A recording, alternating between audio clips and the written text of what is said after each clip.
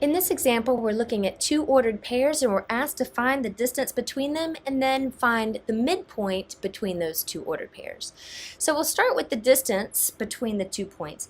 And as a reminder, the distance formula is x2 minus x1 quantity squared plus y2 minus y1, where these are the first and second x values and the first and second y values. Now, in order to plug our points into the distance formula, I'm actually going to label one of them as the first point and one of them as the second so that we can clearly identify who goes where in the formula.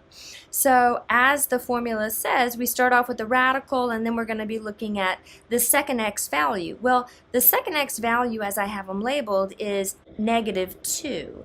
-2 is the x coordinate of the second ordered pair, and that's what we start off with. Now from that, I'm going to subtract the first x value, so we'll subtract the first x value and then close the parentheses and square it. Now, following the formula, we'll put a plus symbol right here, and we'll have another quantity squared that's going to come from the second y value. Well, as I have it labeled, 5 is the second y value, and then we'll subtract the first y value, which is 4. So we have a distance that is equal to, inside here I have -3 quantity squared plus 1 squared. Well, that's going to be 9 plus 1, or the square root of 10. So I have the distance between these two ordered pairs as being the square root of 10 units long.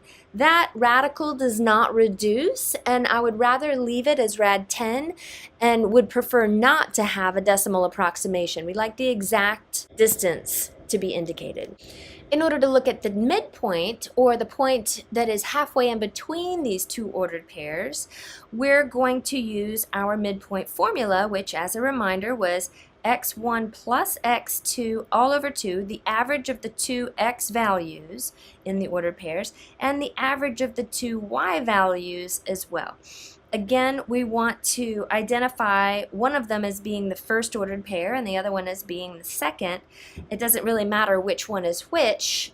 So in order to find our midpoint, we're going to use the first x coordinate and add that to the second x coordinate, averaging the two x values. So we have 1 plus -2, and we're going to put that in parentheses to be sure that we get our signs correct. So 1 plus -2 over 2 gives us the average of the x values, or the x values of the midpoint, and then we'll average the y values. 4 plus 5 over 2, that's the average of our y coordinates. So we end up with 1 plus -2, that's -1 over 2, that's my x coordinate. 4 plus 5 over 2, that's 9 over 2. And therefore, the midpoint, or the point that's halfway in between the two endpoints, is going to be situated at -1/2, 9/2. But in order to just kind of double check that, I'm going to sketch these two ordered pairs. So 1, 4, the first endpoint, is somewhere around here-ish. Again, this is just a rough sketch. -2, 5, the other endpoint, is kind of over here. And if we had -1/2, 9/2, 9/2 is of course 4.5, so that's going to be kind of -1/2, 9/2 is somewhere in between here. So that looks like a reasonable guess for our midpoint, and I'm pretty sure that our answer checks out.